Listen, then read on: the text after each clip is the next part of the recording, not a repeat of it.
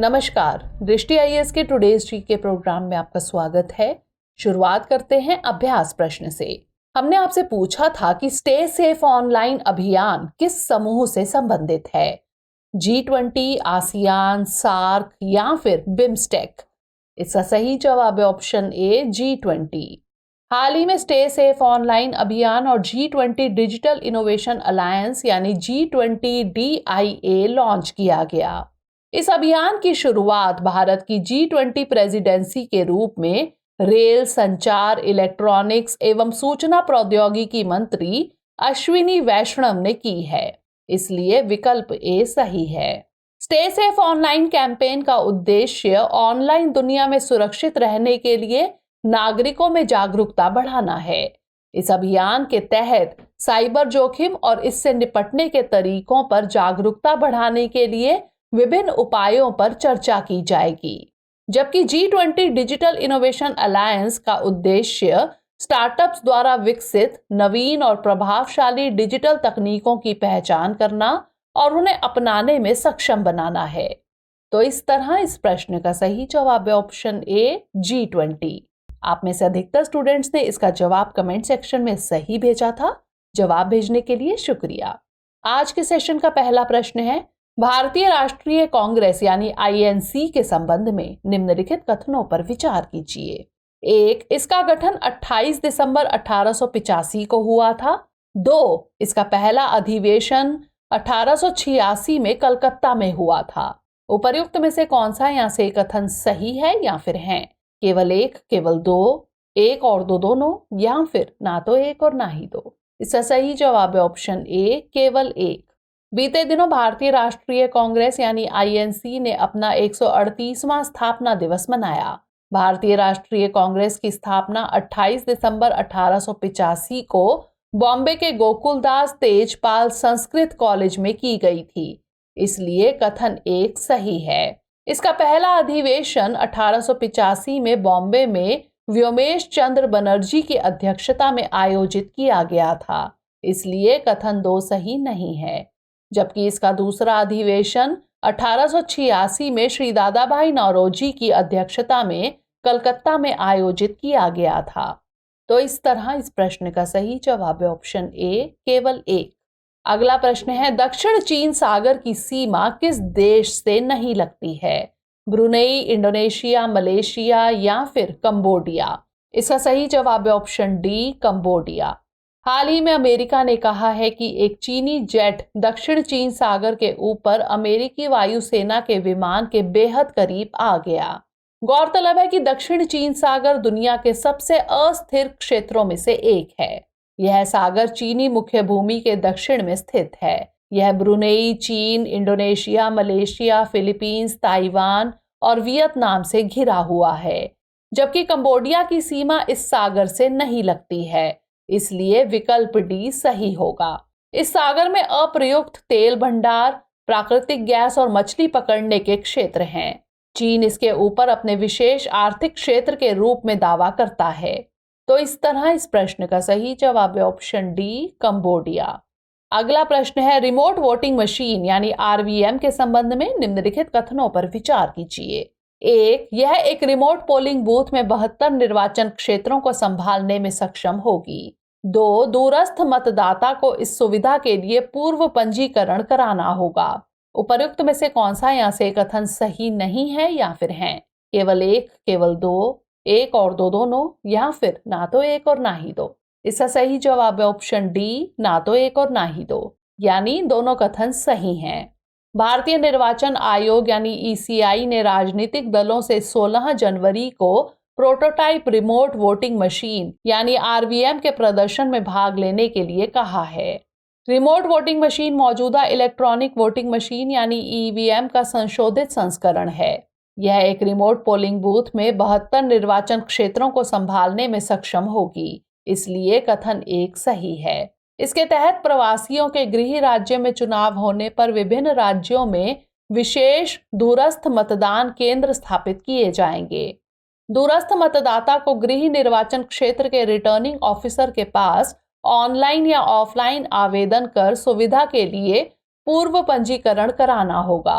इसलिए कथन 2 सही है। इस प्रकार विकल्प डी सही है। विशेष मतदान केंद्रों को दूरस्थ मतदाताओं के वर्तमान निवास स्थानों में स्थापित किया जाएगा। तो इस तरह इस प्रश्न का सही जवाब है ऑप्शन डी, ना तो 1 और ना ही 2।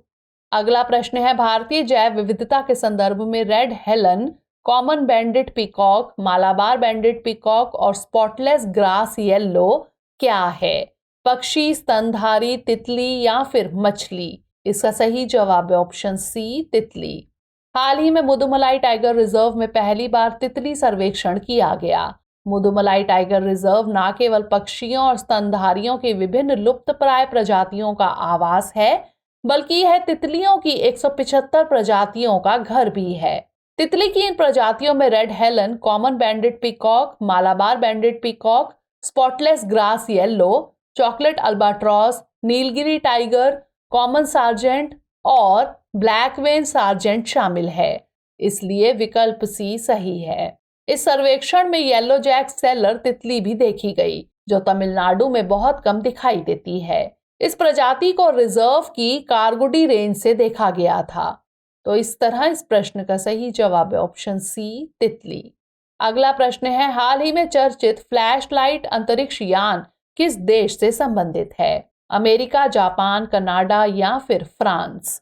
इसका सही जवाब है ऑप्शन ए, अमेरिका। अमेरिकी अंतरिक्ष एजेंसी नासा का लूनर फ्लैश लाइट अंतरिक्ष यान चंद्रमा की 3 महीने की यात्रा पर है, इसलिए विकल्प ए सही है। यह अंतरिक्ष यान एक छोटा उपग्रह है जो एक ब्रीफ केस के आकार का है। इस मिशन का प्रक्षेप वक्र अंतरिक्ष यान को पहले चंद्रमा से बहुत आगे ले जाएगा, फिर चंद्रमा की कक्षा में रहते हुए यह चंद्रमा के दक्षिणी ध्रुव की ओर जाएगा। यह मिशन चंद्रमा के दक्षिणी ध्रुव से जुड़े कई अनसुलझे रहस्यों को सुलझाने में मदद करेगा। तो इस तरह इस प्रश्न का सही जवाब है ऑप्शन ए, अमेरिका। अगला प्रश्न है, राष्ट्रीय महिला आयोग यानी एनसीडब्ल्यू के संबंध में निम्नलिखित कथनों पर विचार कीजिए। 1. इसे 1992 में एक संवैधानिक निकाय के रूप में स्थापित किया गया था। 2. इस आयोग की पहली अध्यक्ष जयंती पटनायक थी। उपर्युक्त में से कौन सा यहाँ से कथन सही है या फिर हैं? केवल 1, केवल 2, 1 और 2 दोनों, या फिर ना तो 1 और ना ही 2? इसका सही जवाब है ऑप्शन बी, केवल 2। राष्ट्रीय महिला आयोग यानी एनसीडब्ल्यू को साल 2022 में महिलाओं के खिलाफ हुए अपराधों की लगभग 31,000 शिकायतें मिली, जो 2014 के बाद सबसे ज्यादा है। राष्ट्रीय महिला आयोग की स्थापना राष्ट्रीय महिला आयोग अधिनियम के तहत जनवरी 1992 में वैधानिक निकाय के रूप में की गई थी, इसलिए कथन 1 सही नहीं है। इसका उद्देश्य महिलाओं के लिए संवैधानिक और कानूनी सुरक्षा उपायों की समीक्षा करना और उपचारात्मक विधायी उपायों की सिफारिश करना है। यह आयोग शिकायतों के निवारण की सुविधा प्रदान करता है और महिलाओं को प्रभावित करने वाले सभी नीतिगत मामलों पर सरकार को सलाह देता है।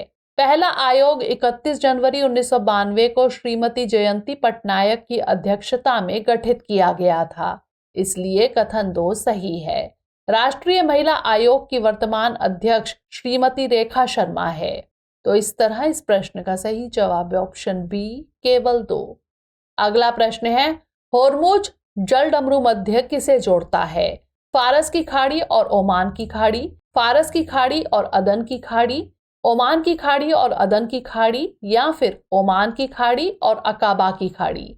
इसका सही जवाब है ऑप्शन ए, फारस की खाड़ी और ओमान की खाड़ी। हाल ही में ईरान ने होर्मुज जलडमरू मध्य के पास संयुक्त सैन्य अभ्यास किया। होर्मुज जलडमरू मध्य ओरमुज जलडमरू मध्य के नाम से भी जाना जाता है। यह फारस की खाड़ी को ओमान की खाड़ी और अरब सागर से जोड़ता है, इसलिए विकल्प ए सही है। यह जलडमरू मध्य 55 से 95 किलोमीटर तक चौड़ा है। यह ईरान को अरब प्रायद्वीप से अलग करता है। आपको बता दें कि जलडमरू मध्य ऐसा संकरा जलमार्ग होता है जो 2 समुद्रों अथवा झीलों को आपस में जोड़ता है।